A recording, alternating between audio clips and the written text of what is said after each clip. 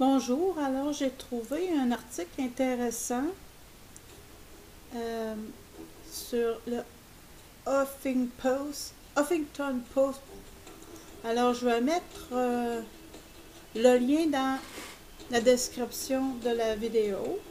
Ce blog-là a été écrit par Jocelyne Robert, auteure et sexologue.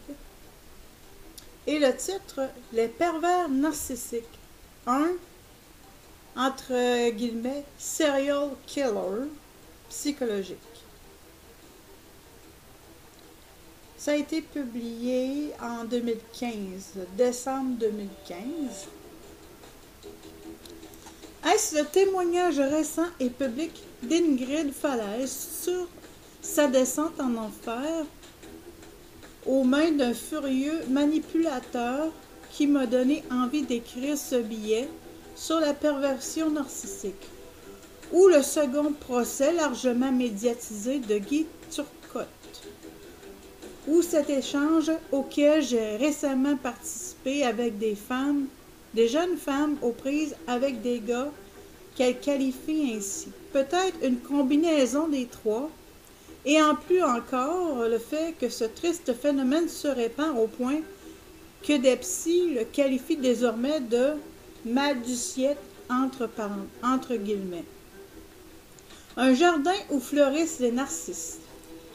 Dans la mythologie grecque, le narcisse étant le fils d'un dieu fleuve Céphis et de la nymphe Lyriope. Célèbre pour sa beauté et pour sa vanité, il ne s'intéressait qu'à sa sublime personne. On en a tiré le mot narcissisme, si galvaudé de nos jours. Qu'est-ce qu'elle est narcissique, celle-là? Ah, un vrai pervers narcissique, ce mec.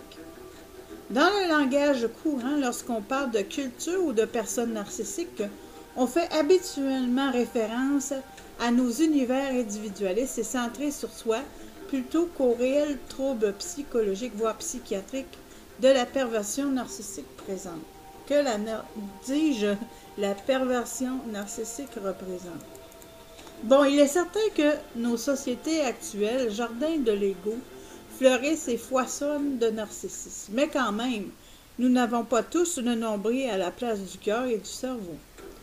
On appelle pervers narcissique entre guillemets ou narcissique à tendance perverse entre guillemets la personne dont l'ego souffre d'obésité morbide. Celle-ci a la vue si obstruée par son moi hypertrophié, dis-je, par les contours de sa propre personne que pour examiner une question, elle part de son nombril, fait un petit tour autour d'elle-même et revient à son point de départ, son nombril. Elle joue les victimes avec brio alors qu'elle est le bourreau qui enchaîne ses victimes.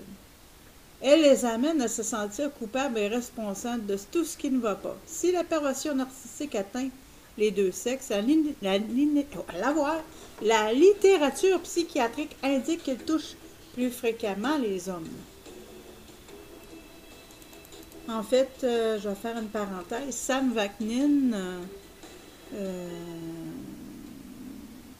qui est en fait spécialisé dans ce domaine-là, dit que 75% des narcissiques sont des hommes. Le pervers narcissique est le plus dangereux des manipulateurs. Incapable d'identifier et d'accepter sa propre souffrance, il trouble son équilibre en faisant payer souffrir les autres. Comment le distinguer du simple, entre guillemets, manipulateur égocentrique? Ce dernier, placé devant la réalité de ses attitudes et comportements, ainsi que leurs répercussions, pourra reconnaître les faits et mettre en place des mécanismes de changement. Ce que ne fera pas le pervers narcissique. Simplifions en disant que le manipulateur égocentrique est plus délinquant que le pervers. En revanche, le pervers narcissique semble incapable de changer. Son problème est si bien ancré dans la structure profonde de sa personnalité qu'il ne le reconnaît pas. Tous les autres ont un problème, pas lui. Quelques caractéristiques du pervers narcissique. Il est séducteur, intelligent, égocentrique, incapable d'empathie, affiche un sentiment de grandeur et de puissance, reproche à l'autre la discorde que lui-même s'évertue à semer, est en quête fébrile d'admiration, accepte mal que ses victimes, entre guillemets, soient dans la lumière et applaudit. Il peut se montrer paranoïaque.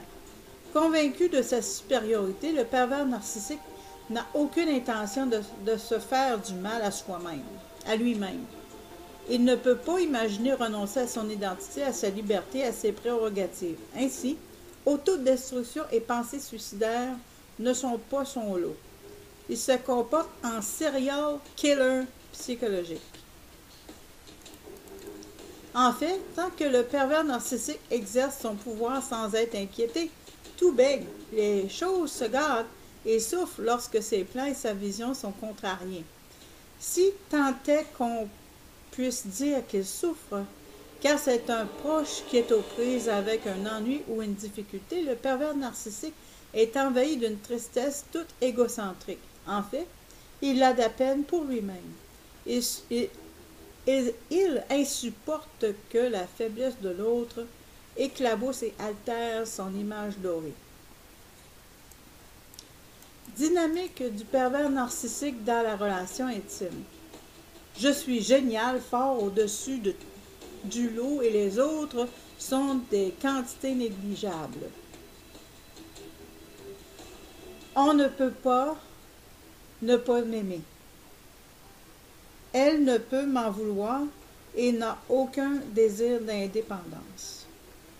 Je n'y suis pour rien si les autres sont stupides. Elle devrait me remercier pour ce que je fais pour elle. Sans moi, il ne serait rien. C'est un honneur pour elle d'être avec moi. Bref, le pervers narcissique est au-dessus de la mêlée. Inatteignable dans sa superbe, il excelle dans l'art de pousser l'autre à se dévaloriser et s'autodétruire. Il pourra le mener jusqu'aux idées suicidaires. Et j'ajouterais jusqu'au suicide. Vous vous êtes aventuré dans la bulle d'un ou des pervers narcissiques. Il n'y a rien à tenter ou à espérer. Sauvez votre peau, fuyez.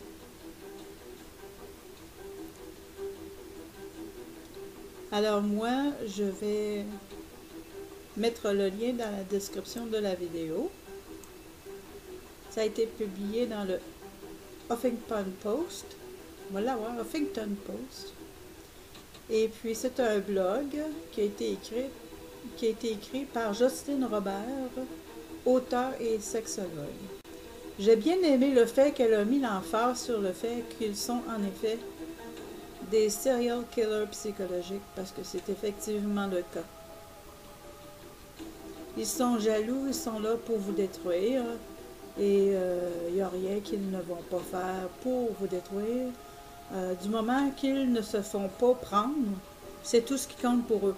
La seule fois qu'un pervers narcissique va être désolé de s'être fait prendre, il va être désolé, c'est qu'il se soit fait prendre. C'est la seule raison qu'il va être désolé. Autrement, il aime faire souffrir, c'est un sadique. Et effectivement, c'est un serial killer psychologique. Parce que le but est de détruire l'autre pour se sentir supérieur. En te remerciant de ton écoute.